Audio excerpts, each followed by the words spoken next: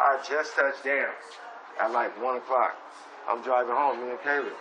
I call him back. He's like, how's your life, IT? I'm like, I'm good. I just got off. He knows I just got from my anniversary. I'm like, I just got back home.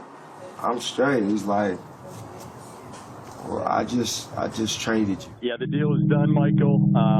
As we mentioned, Kyrie Irving to Boston for Isaiah Thomas, Jay Crowder. A lot of fans were really upset, and especially with everything he gave them last season, obviously the tragic passing of his sister, to trade that kind of guy. That's what I hate about the league. You talk about guys not having loyalty and things of that nature. It stinks.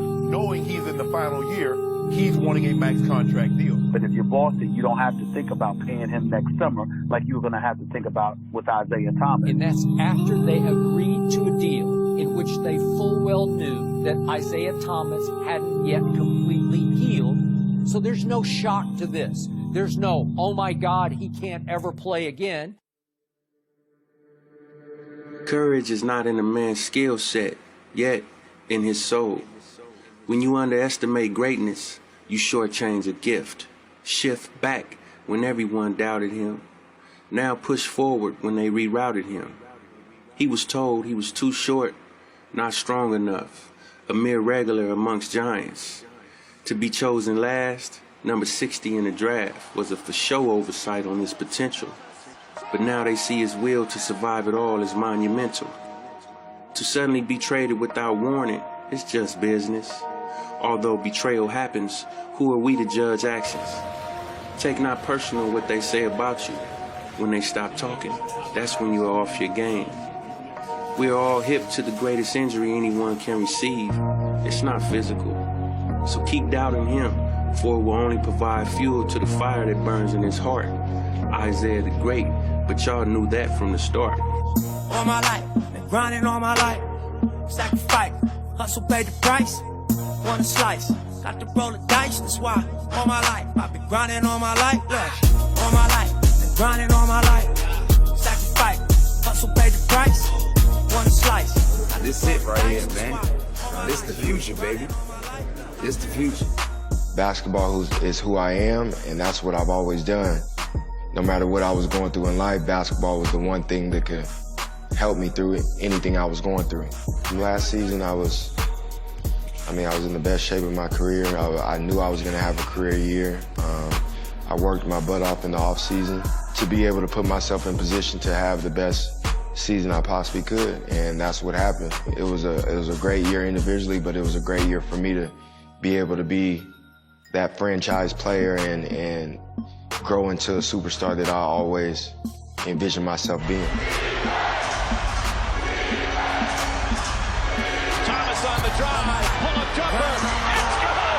Isaiah Thomas gives the Celtics the lead with 2.4 remaining. 13 fourth-quarter points. And Atlanta calls their final timeout. So many big shots.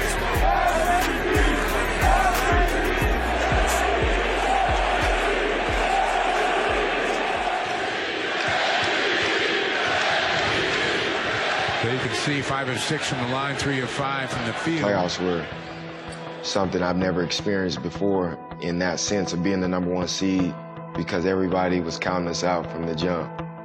They were saying we were arguably the worst #1 seed in NBA history. So all those things were motivating factors to just keep going. I mean, off the court, I was going through a lot, but I just kept going. And that's what my life has always been about, is just to keep going, keep pushing, and that's what I did. What was the toughest moment? Toughest moment? I mean, that first game was probably the toughest. That was definitely the toughest. I don't really want to talk about this, though.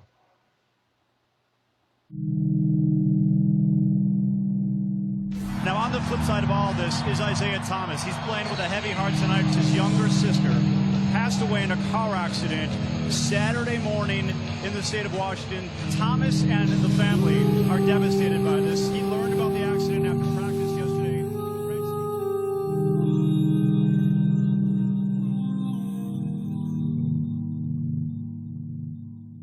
There was no option of not playing. That was just what I was going to do, no matter what.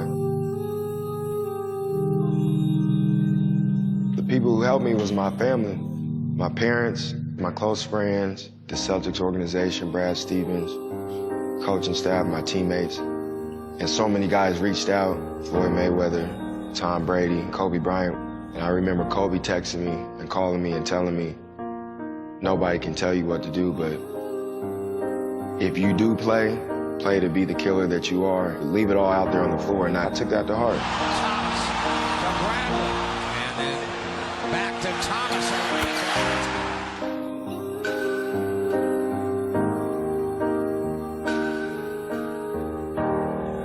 From the support of my family and my close friends, they kept me going, they kept me alive and kept me afloat through any circumstance. I've always been able to go to a gym and get my mind off things, and that was my outlet to just get my mind off whatever I was going through at that point in time.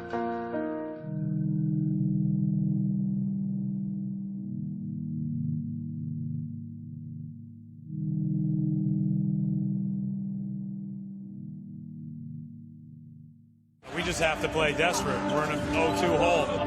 We have to continue to do it. You know, in the NBA, anything can happen. I mean, we had a great ride. Being down 2-0, beating the Bulls, going to a Game 7 against the Wizards and winning that.